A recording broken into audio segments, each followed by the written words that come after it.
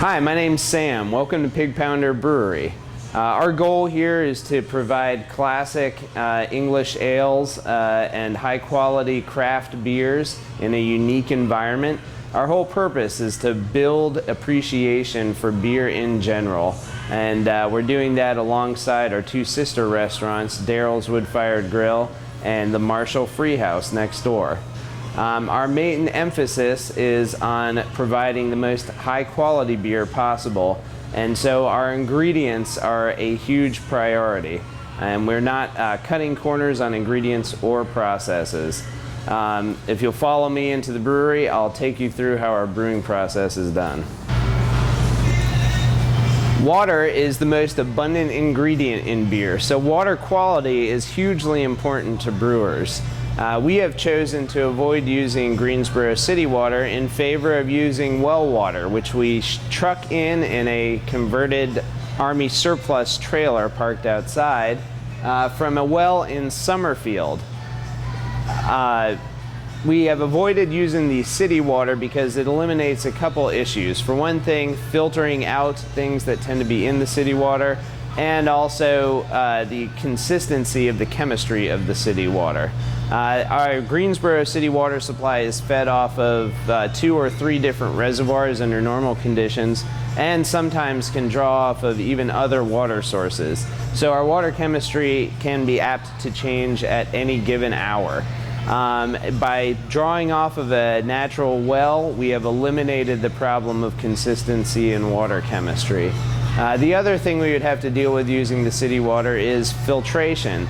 The city water would contain a certain amount of iron from running through the many pipes that make up the city water system. And the city also treats the water with chlorine, fluoride, and some other treatment chemicals that we would have to filter out. By controlling our water supply, we're able to create an exact water chemistry that makes for the most consistent possible beer brewing process. If water is the most abundant ingredient in beer, then malt is probably the most important ingredient in beer. That's because malt is where we get our fermentable sugars from. Without malt, we don't have fermentation, and without fermentation, we don't get beer. Malt is, for the most part, barley, although it can be almost any cereal grain, that has undergone a process called malting. During malting, a maltster begins the germination process for the seed, and the seed produces certain enzymes that we use in brewing to break down starches in the seed into simple sugars. All of our malts come from Thomas Fawcett and Sons maltings in England. They are all grown in England and malted there on premises. Thomas Fawcett and Sons is a very traditional maltings. The company dates back to the mid-1700s. Their current production facility was built just before 1900.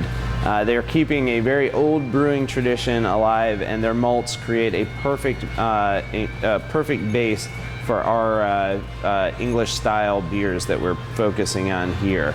What I have in my hand here is what we would call a base malt. This is what is going to comprise about 80% of the total grain bill that goes into a given batch of beer.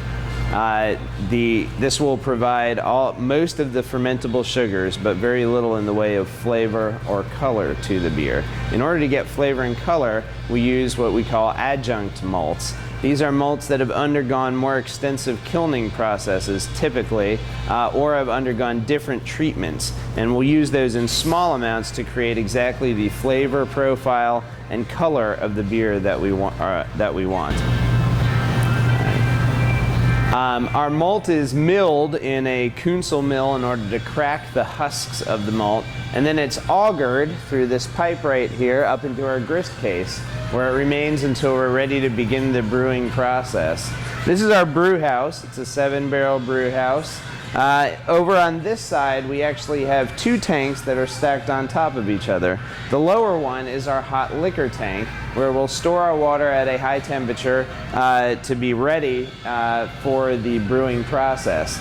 When we are ready to begin the brew, we will open up a trapdoor in our grist case and at the same time begin running hot liquor into our mash lauter tun, which is this upper vessel.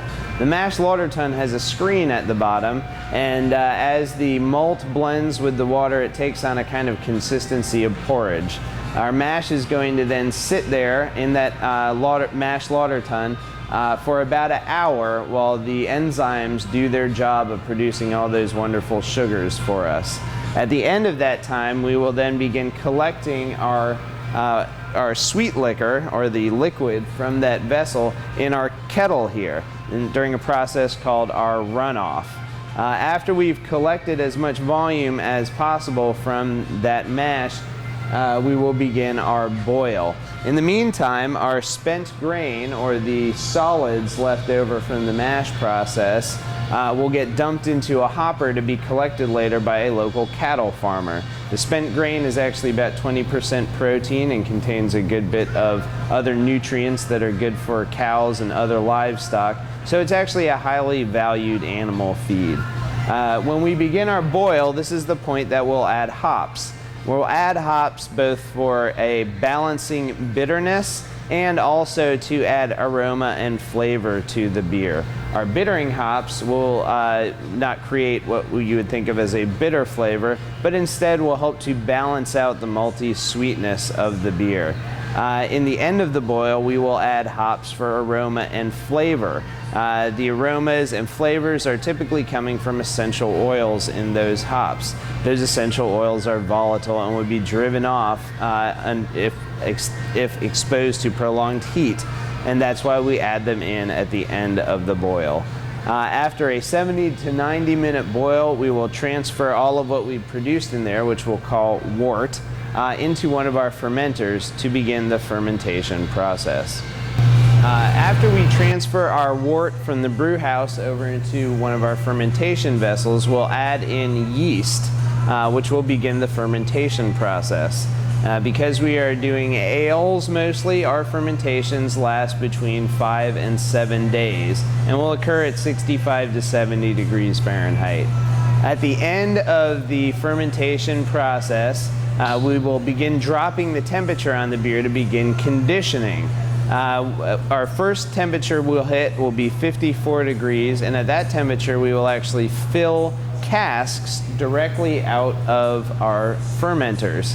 The casks are a traditional way of preparing and packaging beer that's very typical for English ales. It actually involves creating a secondary fermentation inside the cask.